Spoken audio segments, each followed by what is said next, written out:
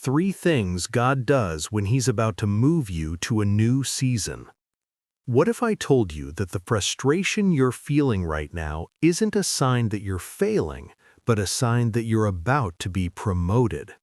Most of us spend our lives praying for doors to open, but we completely miss the signals when God is actually turning the key.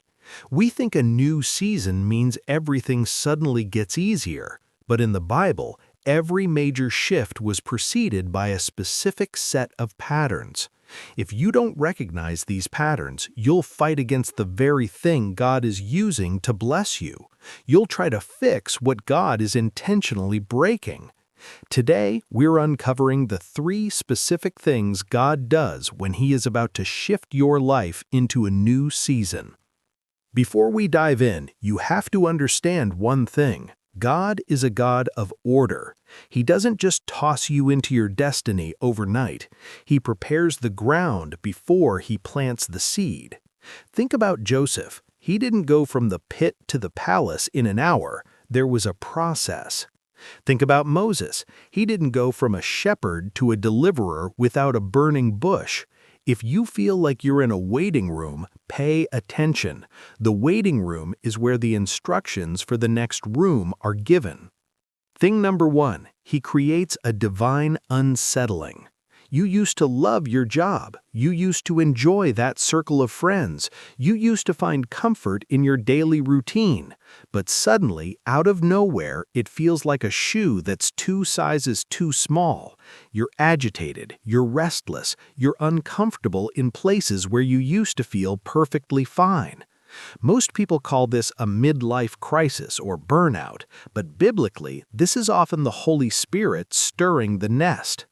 Look at Deuteronomy 32:11. It says, "As an eagle stirreth up her nest, fluttereth over her young, spreadeth abroad her wings, taketh them, beareth them on her wings." Why does the mother eagle stir the nest? Because if the nest stays soft and comfortable, the eaglets will never want to leave. They'll never learn to fly. They'll stay comfortable until they starve. God will purposefully allow the thorns of your current situation to start poking you so that you finally get the courage to jump. If you're feeling a sudden, unexplained dissatisfaction with the status quo, don't complain. Start looking up. God is making your current season uncomfortable because He has a larger territory waiting for you. Thing number 2, He initiates a strategic stripping. This is the part that hurts the most. This is where people start to lose their faith because they don't understand the why. Suddenly, people start walking out of your life. Opportunities that seemed like a sure thing fall through at the last second. Resources you relied on suddenly dry up. It feels like you're losing everything. But here's the truth. God is not punishing you. He's pruning you. Jesus said in John 15:2, "Every branch in me that beareth not fruit He taketh away, and every branch that beareth fruit He purgeth it, that it may bring forth more fruit." Notice that even the fruitful branches get cut. If God is moving you to a season of more, He has to remove the things that are only built for less. You cannot carry the weight of a palace on a foundation built for a tent. Sometimes God removes a person from your life because He knows they won't be able to handle where He's taking you. Sometimes He closes a door because that room is about to catch fire. Stop trying to glue back together what God has shattered. If He let it leave, He has something better to lead you into. This stripping isn't meant to leave you empty, it's meant to create space for the new wine. Thing number 3, He gives you a specific word for a future you can't see yet. Before God moved Abraham, He gave him a promise. Before He moved Joshua, He gave him a command.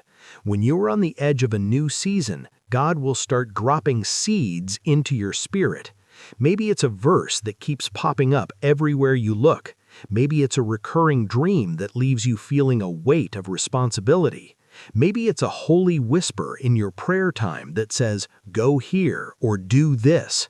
Here's what most people do. They wait for the map before they take the step. But God rarely gives a map, He gives a lamp. Psalm 119:105 says, "Thy word is a lamp unto my feet, and a light unto my path." A lamp only shows you the next step, not the next 10 miles. When you're about to shift, you'll start receiving insights that feel too big for your current reality. You're sitting in a cubicle, but God is giving you visions of a ministry. You're struggling to pay rent, but God is talking to you about generational wealth. These aren't fantasies, these are spiritual previews. If the word God is giving you doesn't match your current surroundings, it's because that word isn't for your now, it's for your next. Here is the truth that ties all of this together. The transition is often harder than the destination. The in-between is where most people quit. They get unsettled, they get stripped, and they get a word that feels impossible, so they run back to the comfortable nest. But you aren't most people. You are a child of the Most High God, and you were not created to stay in the nest forever. If you feel the agitation, if you feel the pruning, and if you hear that quiet voice calling you deeper, rejoice. The transition isn't an attack from the enemy, it's an invitation from your Father. He is moving you. He is shifting the atmosphere around you. And what He has for you in this next season is going to make every loss of the current season look like a bargain. Hebrews 10:35 tells us, "Cast not away therefore your confidence, which hath great recompense of reward." Don't lose your confidence in the middle of the shift. Hold on to the one who called you. He didn't bring you this far to leave you. He brought you this far to launch you. So, here's your challenge for the week. Stop mourning what's ending and start preparing for what's beginning. If God is closing a door, stop peeking through the keyhole. Turn around and look at the new path He's lighting up. If this message spoke to your soul today, if you feel like you're in that in-between right now, I want you to comment, "I am ready for my new season," down below. Let's encourage one another in the comments. And if you know someone who is going through a rough transition, share this video with them. They need to know it's not a breakdown, it's a breakthrough.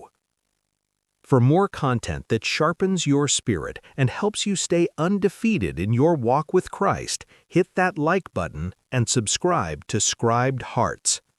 God is moving, the season is shifting, and your best days are not behind you. They are straight ahead.